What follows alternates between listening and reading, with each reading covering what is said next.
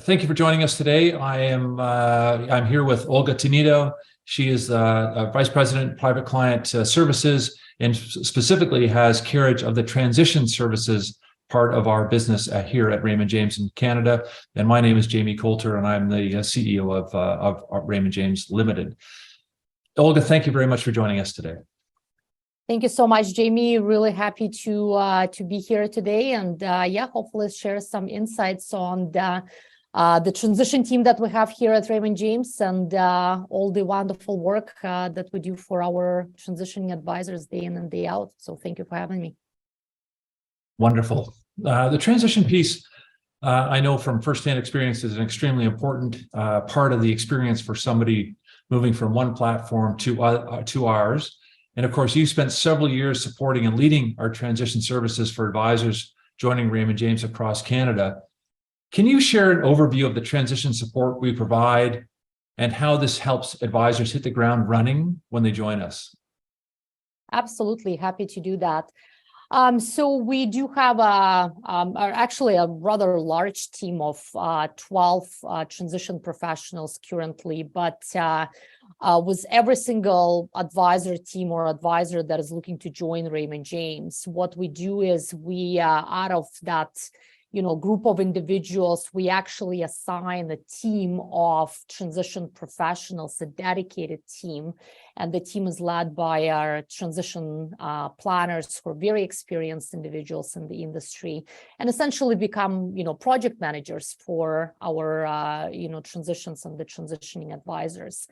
And to date, it's scary to say this, but we've done over 450 transitions, and we just keep on accumulating, or that number keeps growing every month. And I guess the beauty is that we can really draw on that past experience, and what it does is, with every single transition that we help to support, we draw back on that experience and essentially try to find innovative and creative ways of not only encountering the roadblocks, but also trying to anticipate any of those roadblocks and trying to see what would be the most efficient manner to overcome them. And I do want to say that we're strong believers that the transition doesn't just start when the advisor resigns or when the team resigns. So really, with our, I would say, 10 years of experience or leading transitions, what we have done is we have built a process where the transition starts with the planning, which is typically few weeks, if not months, before that resignation date. And during that planning process, every single, agenda or discussion or whatnot is very much customized to the, advisor book of business, to their needs, their clients' needs, and whatnot. And, so that's sort of in a nutshell what is happening before that resignation date. And since the beginning of this year, I'm very happy to report that we have resumed our on-site support, which is a very important piece that unfortunately we were missing for the COVID period of time. But as I've mentioned, we have resumed our on-site support. So with that, those same assigned, members of the transitions team led by their planner, they're traveling to the advisor's location, and they're really being in trenches there, day one and week 1, week 2, week 3, so on and so forth, and ensuring that, our advisors, our transitioning advisors and their teams have everything that they need, and also that, their clients are being looked after. So definitely lots and lots of experience. And just to add, as you know, I've gone through a transition myself back in the day. So when I do say to our advisors that I know exactly what you mean, and the sleepless nights and running around like a maniac around the city. That's because I've lived through that myself. I think that's a very great description of the process and the support I think that we provide here. I knew it was a few hundred. I didn't realize we'd actually gone through 450 transitions over the last decade or so. That's amazing. And I think as you're right, I think you sort of characterize it as the team is approaching it like a project manager would, and they've got known steps to take. They've because they're drawing on that wealth of experience that probably no one else has, frankly, in the industry in Canada today. That's a huge number. And then I think, as you said, again, the transition process doesn't start the day the advisor joins Raymond James. That transition process starts weeks in advance, and it's we've got a great swim lane chart that we use in a couple of pitch books that we'll share with advisors contemplating a change. It kind of maps out the process that they're going to go through.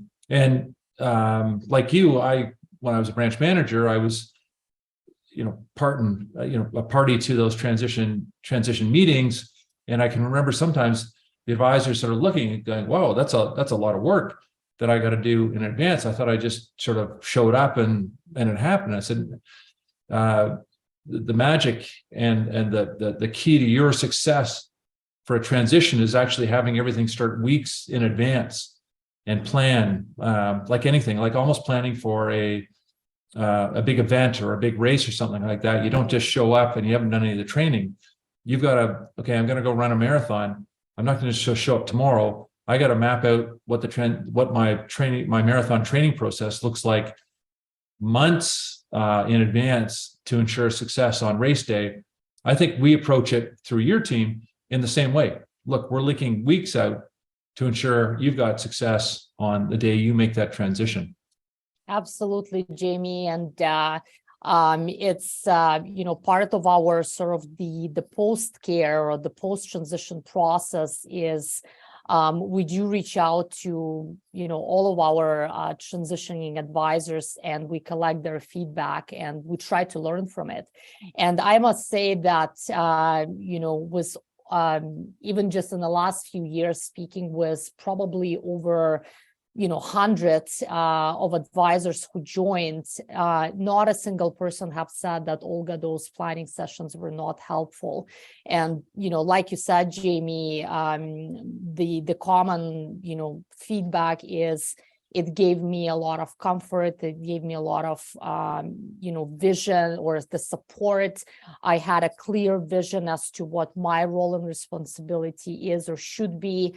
And the appreciation of the work and all the little, the tick boxes and everything that, goes into planning. And personally, I'm a strong believer in planning. And I do feel that, yes, a larger book of business might take, a sort of a more thorough due diligence or approach or whatnot, but the planning is the key. So, and not rushing through it. And that's where, a lot of our expertise and checklists and agendas and, introduction to, the peers that have joined previously with the similar books of business or the same type of firm.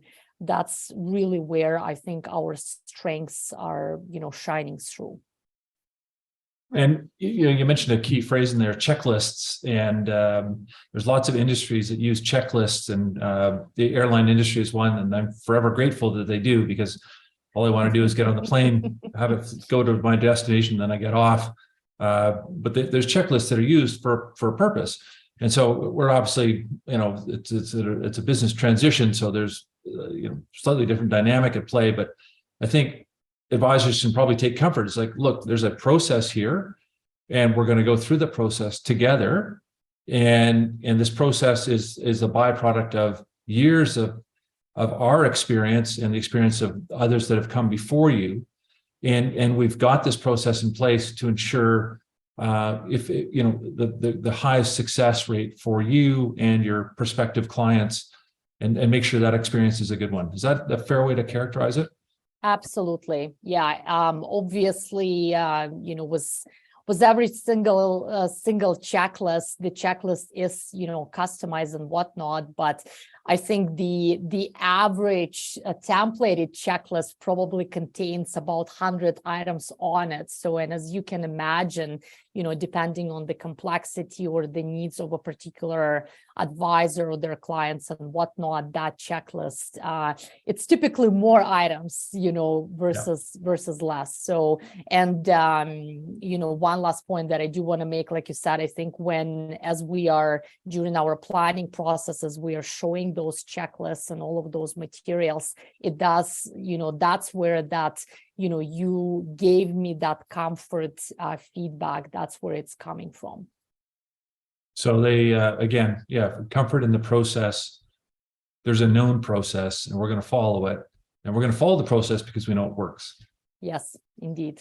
It Excellent. worked 450 times. So yeah, exactly.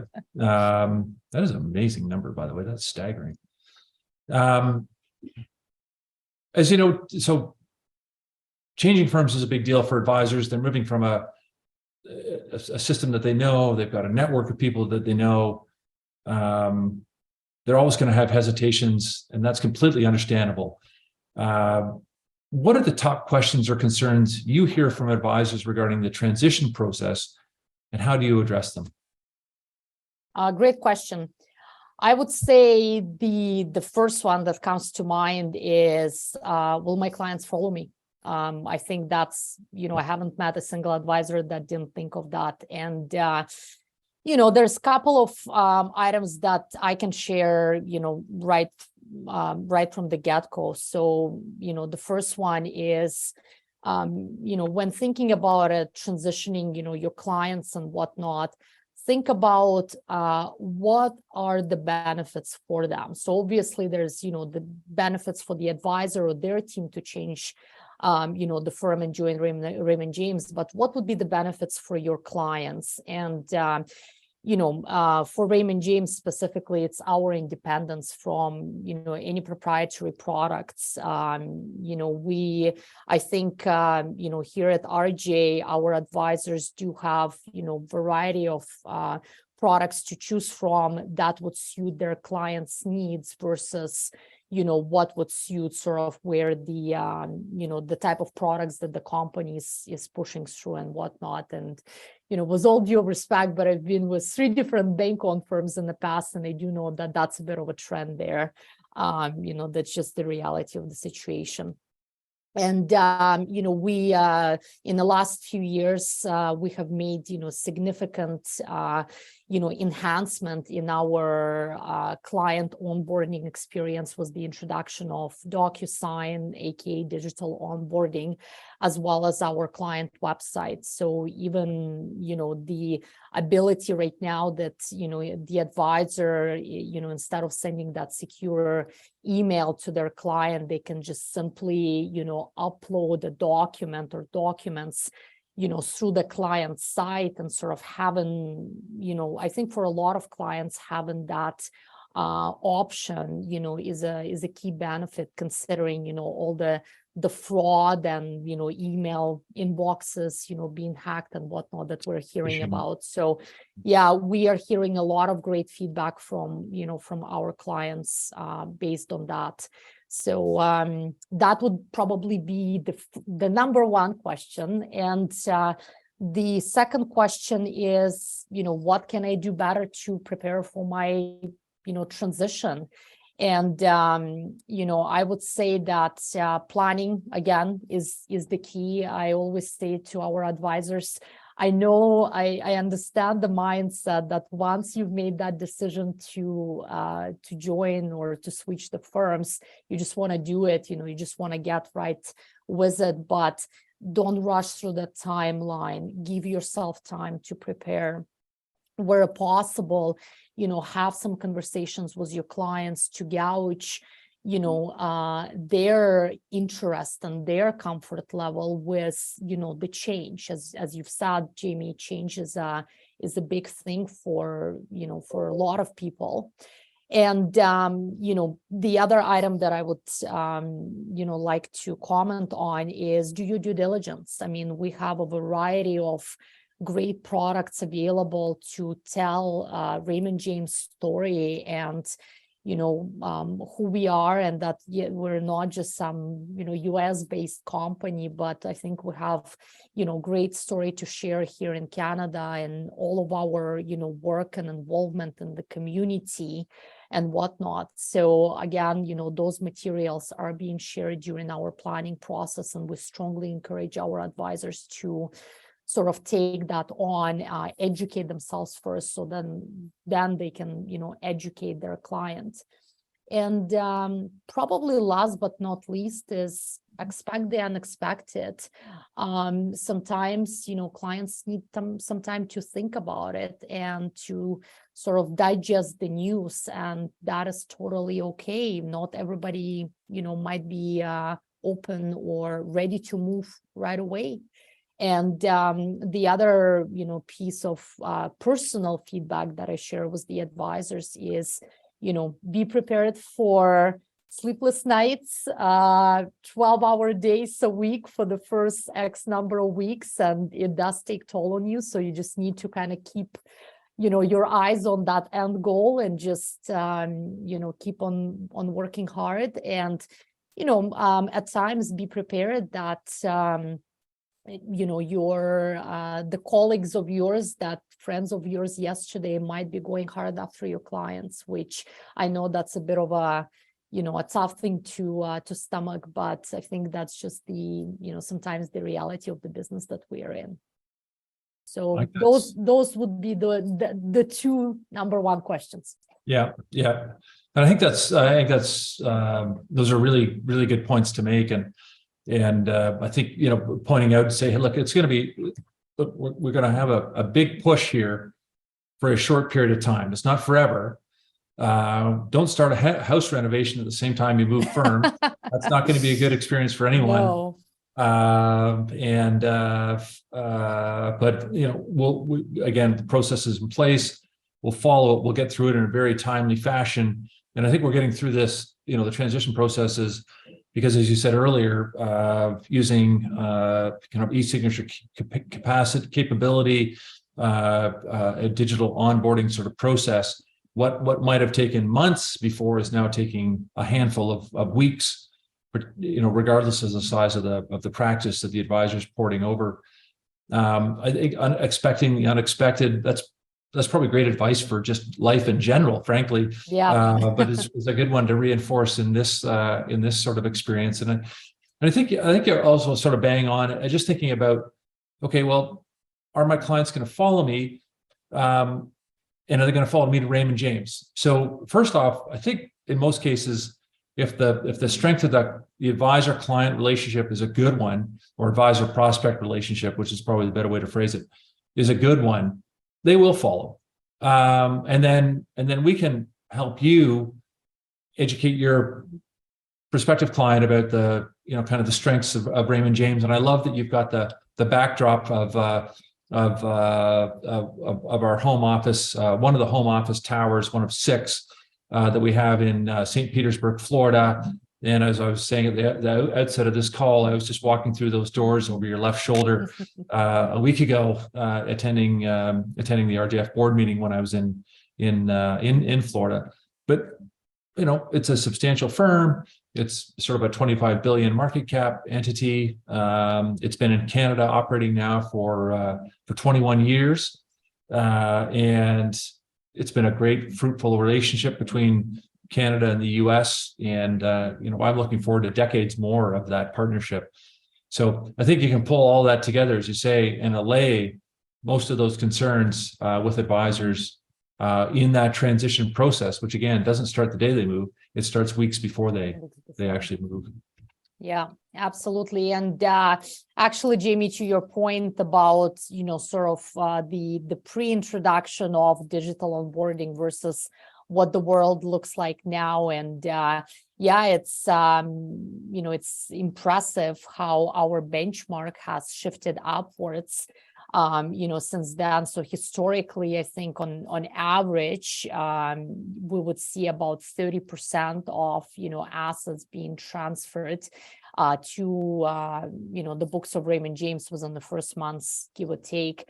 And right now, the average is about 50 to 60%. But what we have seen, even in the last, 6 months, especially as, the COVID restrictions start being, more and more lax and whatnot, most of our advisors are actually, have no issues with even beating that 50 to 60% benchmark, which is in the first month. In the first months. Yes, exactly. I mean, it's, the way that I look at it is it's a no-brainer. Historically, the advisor or their teams would be driving around from home to home, collecting those signatures, or having their, the clients or the prospects, coming into their office. Whereas right now, you send the digital package to a client. The clients can sign at the comfort of their home outside of those, business working hours, let's say.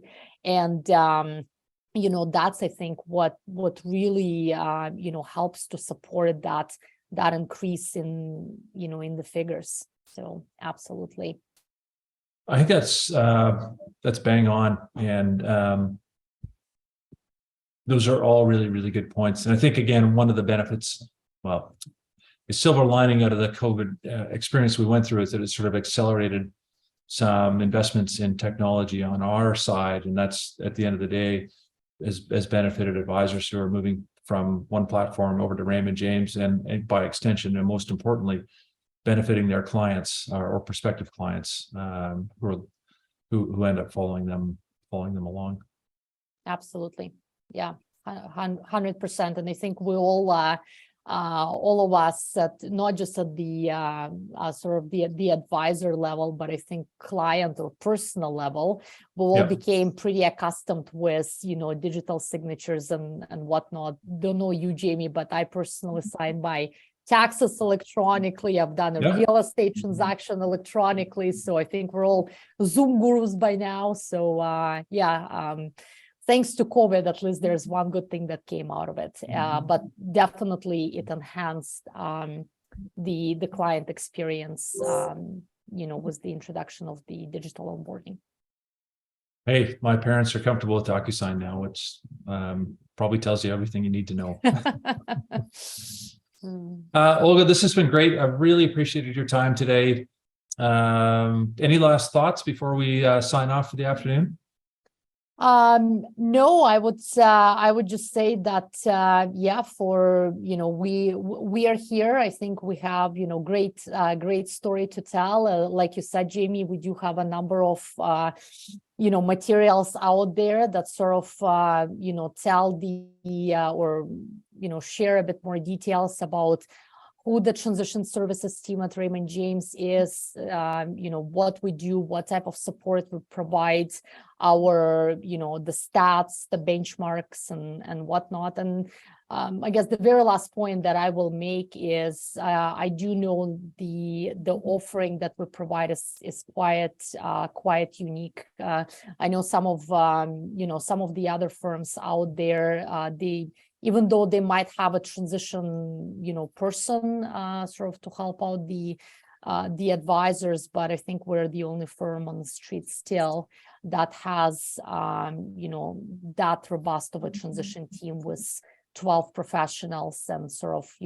supporting our transitioning advisors. That's our job day in and day out. Amazing.